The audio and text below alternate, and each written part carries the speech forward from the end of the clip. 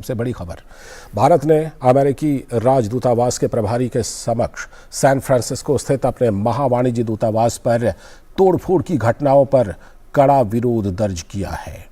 विदेश मंत्रालय के अनुसार अमेरिकी राजदूतावास के प्रभारी अधिकारी के साथ बैठक में साफ तौर पर कहा गया कि राजनयिक प्रतिनिधित्व की सुरक्षा एवं संरक्षण अमेरिकी सरकार का बुनियादी दायित्व है। ये भी कहा गया कि इस मामले में ऐसे कदम उठाए जाएं ताकि भविष्य में इस तरह की कोई घटना नहीं हो।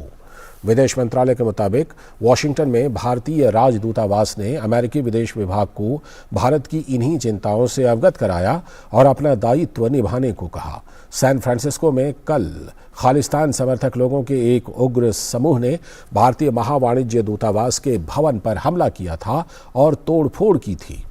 और इधर लंदन में भी भारतीय उच्चायोग में तोड़फोड़ करने और इमारत की पहली मंजिल से तिरंगा उतारने के मामले में एक व्यक्ति को गिरफ्तार कर लिया गया है। स्थानीय मीडिया ने बताया कि सोशल मीडिया पर वायरल वीडियो में हिंसक भीड़ को खालिस्तान के पीले बैनर लहराते हुए दिखाया गया है और एक व्यक्ति इमारत की पहली मंजिल की बैल्कनी से भारतीय ध्वज को उतारता हुआ भी नजर आ रहा है। कुछ खालिस्तानी समर्थक समूहों द्वारा किए गए हमले में 2 सुरक्षा गार्ड घायल हो गए हैं। हमारे संवाददाता अमृतपाल सिंह इस खबर पर हमारे साथ फोन लाइन के जरिए जुड़ चुके हैं।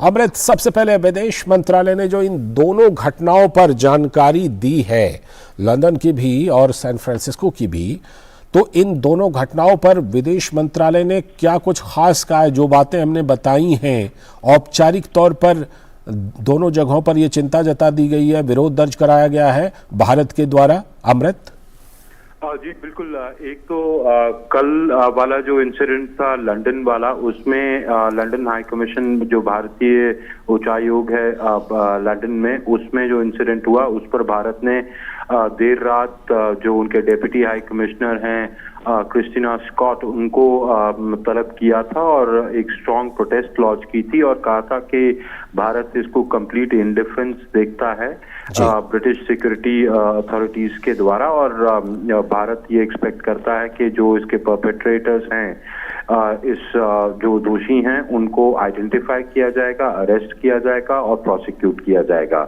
और भारत ने ये भी उनको याद दिलाया था कि ये वियना कन्वेंशन में क्लियरली मेंशन्ड है कि डिप्लोमेटिक पर्सनल की और डिप्लोमेटिक प्रेमिसेस की रिस्पांसिबिलिटी होस्ट स्टेट की होती है। और इसमें भारत देखता है कि ब्रिटेन फेल किया है और भारत ये भी अपेक्षा करता है कि दोबारा ऐसी इंसिडेंट्स ना हो। तो ये कल रात को 10:30 बजे उनको तलब करके इस बहुत तल्ख लहजे में स्ट्रॉन्ग आपत्ति जताई गई थी। ऐसा ही इंसिडेंट आज सैन फ्रांसिस्को में जो इंडियन कॉन्सुलेट है वहाँ होता दिखता है। तो उस संदर्भ में यूएस चार्ज डे अफेयर्स जो हैं दिल्ली में, उनको बुलाकर एक स्ट्रॉन्ग प्रोटेस्ट लॉन्च किया गया और जो इंडियन एम्बेसी है वॉशिंगटन डीसी में, उन्होंने भी जो स्टेट डिपार्टमेंट है यूएस का, उनको भी ये प्रोटेस्ट लॉन्च कराया और उनको याद दिलाया कि ये उनकी ऑब्लिगेशन है कि आप डिप्लोमेटिक रिप्रेजेंटेशन को वो करें, प्रोटेक्ट करें और सिक्योर करें। ये आपकी जिम्मेवारी है इंटरनेशनल ट्रीटीज के तहत। और ये उम्मीद की जाती है कि आप जो अप्रोप्रिएट मेजर्स हैं, वो कदम हैं, वो उठाएंगे कि ऐसे इंसिडेंट्स आगे फ्यूचर में नहीं होते रिपीट उसके लिए। तो भारत ने दोनों ही इंसिडेंट्स में बहुत स्ट्रांग आपत्ति दर्ज की है। जी अमृत, जाहिर से बात है कि मान लीजिए कि अभी यहाँ पर दिल्ली में चाहे अमेरिकी दूतावास हो या ब्रिटिश दूतावास हो, ब्रिटिश हाई कमीशन हो, वहाँ पर अगर उनके झंडे को किसी भी तरह से नुकसान पहुँचाया जाए, तोड़फोड़ किया जाए, तो जाहिर सी बात है उसमें भारत सरकार की जिम्मेदारी बनती है ऐसी चीज़ों को रोकने की। लेकिन ये इस तरह की चीज़ें आखिर इतने मजबूत देश बताए जाते हैं, अमेरिका, ब्रिटेन, इन चीज़ों को रोक क्यों नहीं पाते?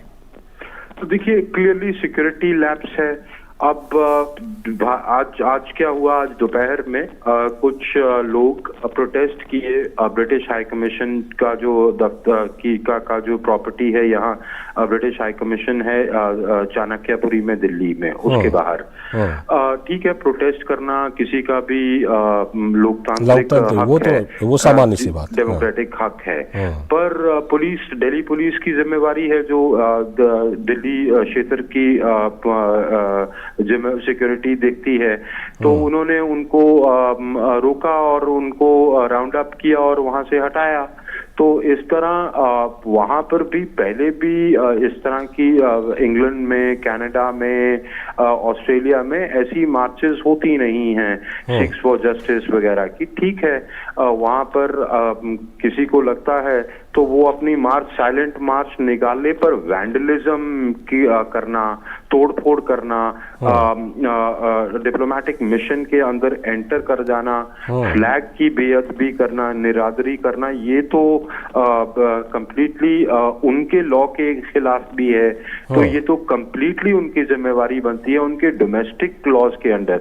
छोड़ दें दूतावास, उनका कोई किसी का ऑफिस हो, ठीक है, उसके खिलाफ आप मान ले किसी ने, अमेज़न ने एम्प्लॉइज निकाल दिए, लोग धरना मार्च कर सकते हैं, पर ये तो नहीं हो सकता कि आप अमेज़न का दफ्तर ही तोड़ दें। तो ये तो उनके डोमेस्टिक लॉज के खिलाफ भी है। और जब डिप्लोमेटिक प्रेमिसेस और डिप्लोमेटिक पर्सनल की बात आती है तो वियना कन्वेंशन जो कि इंटरनेशनल ट्रीटी है जिस पर जो सभी देश इसको जो मानते हैं, एक दूसरे को डिप्लोमेटिक रिकग्निशन देते हैं, उसके तहत सब सिग्नेटरीज हैं कि हम इनकी प्रॉपर्टीज, इनके डिप्लोमेटिक पर्सनल को प्रोटेक्ट करेंगे। तो ये तो बिल्कुल डोमेस्टिक लॉज की भी वायलेशन है और इंटरनेशनल लॉज की भी वायलेशन है और क्लियरली चूक है होस्ट सरकारों की। जी बिल्कुल, जिस तरह की ये चूक होती जा रही है अमृत, ऐसे में भारत सरकार के पास एक तो ये जो रास्ता अभी आपने जो इन्होंने उठाया है भारत सरकार ने कि औपचारिक तौर पर विरोध दर्ज कराया दोनों जगहों पर, क्या और भी किसी तरह का कोई कदम कूटनीतिक तौर पर, रणनीतिक तौर पर संभव है भारत सरकार के द्वारा उठाए जाने का? आगे के कुछ कदम हो सकते हैं क्या?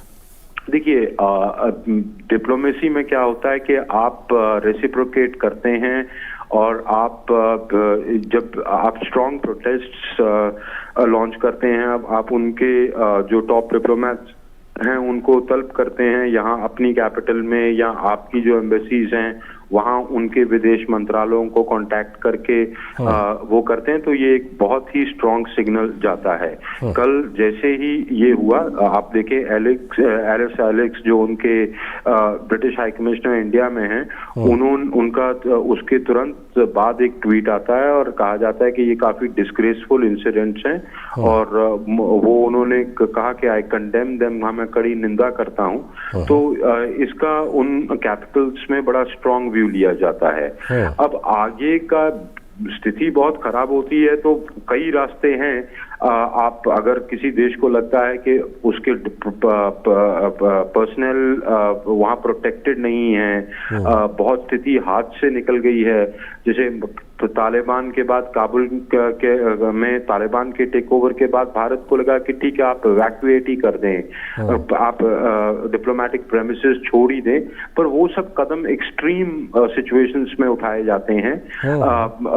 पाकिस्तान से जैसे आपने बहुत बड़ा कदम आप उठाते हैं कि आप कहते हैं कि हम अपना एम्बेसडर रिकॉल कर लें, वो सब ऑप्शंस रहती हैं देशों के पास, पर वो बहुत एक्सट्रीम और सख्त कदम है।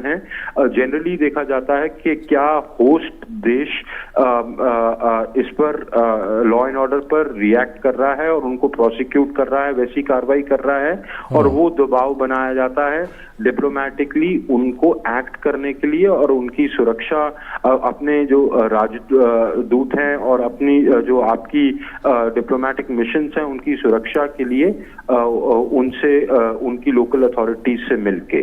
जी बने रहिएगा हमारे साथ अमृत जी। आलोक बंसल जी भी हमारे साथ जुड़ चुके हैं, सामरिक मामलों के जानकार, उनसे जुड़ रहे हैं और उनसे भी इस